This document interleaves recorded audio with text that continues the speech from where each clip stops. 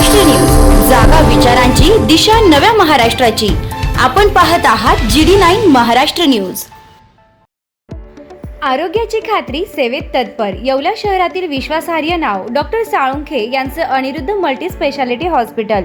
येथे उपलब्ध आहेत अत्याधुनिक सुविधा, CT scan, colour sonography, digital X-ray, ICU, NICU, सुसज्ज ऑपरेशन थिएटर, फिजिओथेरपी, किमोथेरपी, स्त्रीरोग व प्रसूती विभाग, यूरोलॉजी विभाग, एंडोस्कोपी व कोलोनोस्कोपी, हाडांचे ऑर्थोपेडिक विभाग, कॅन्सर शस्त्रक्रिया, मेंदू व मणक्यावरील शस्त्रक्रिया तसेच मूत्रपिंडातील खड्यांच्या शस्त्रक्रिया.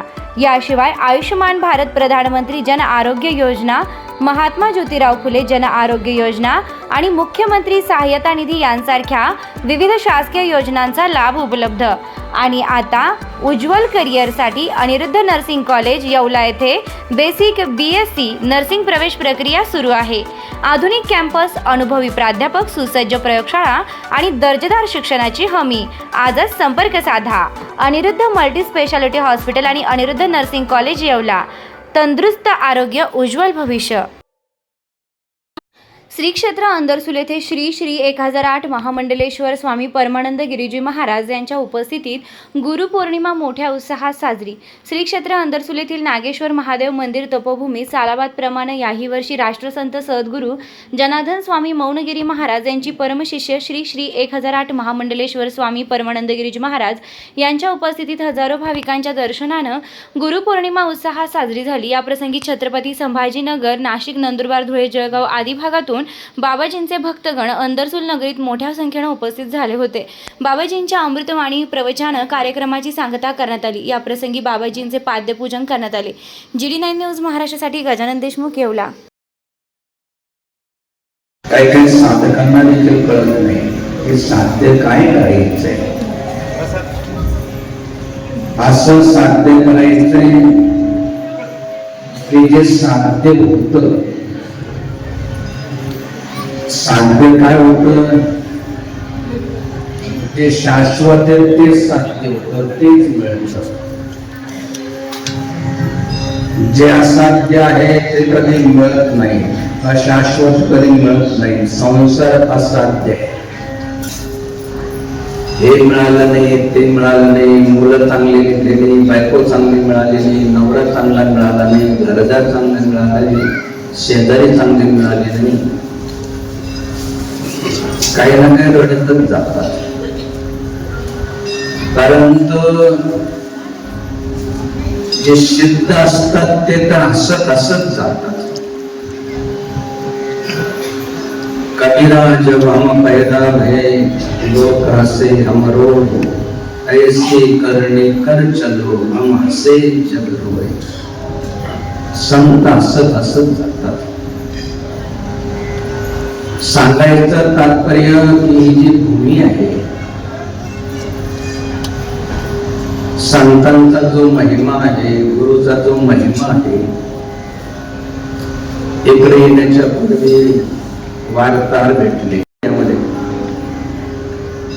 काय सांगावं हेच कळेना ना. सब धरती कागज करो, लेखने सब बनराय, सात समुद्र की मसी करो, दुर्गुण लिखान जाए. कसं सांगायचं वाक्यामध्ये? सब धरती कागद करो,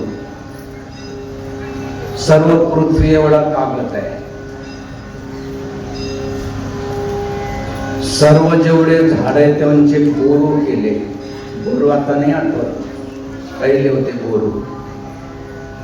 बोरू म्हणजे काही ना आठवत, ना पेन होता, ना पेन्सिल होती, दौत होती आणि बोरू असायचा त्यांना. सर्व वनाचे बोरू केले आणि सात समुद्र की मसी करू, 7 समुद्राची शाही केली. एवढं जरी आपण घेतलं आणि जर गुरुचे गुण जर आपण घ्यायला लागलो तर गुरुगुण लिखाण जायला सांगता येईल. खरं म्हणजे काही काही असे असतात की ते सांगता येत नाही. आईचं प्रेम कसं असतं नाही सांगता येत. गुरुची महिमा का असते नाही सांगता येत. ते फक्त जाणून घ्यावं लागतं. सांगायचं तात्पर्य की आज सकाळी जसं सांगितलं जे प्रवचन होते, कोण पारणी भवन देतुनी सद्गुरु वाचुनी तुम्हाला अनंत उपाय जरी तुम्ही केले फार पावले नव जाईल. नाना तीर्थयात्रा घडल्या तुम्हासी परी संतोषाशी न पावा. व्रते तपे यज्ञ दाने चित्त शुद्धी परी निजपदी स्थिर नव्हे. हे सर्व जरी केलं परंतु जोपर्यंत गुरुची प्राप्ती नाही, गुरुची सेवा नाही, तोपर्यंत ही तीर्थयात्रा करू नका असं म्हणत नाही. व्रत दान तप यज्ञ करू नका असं म्हणत नाही.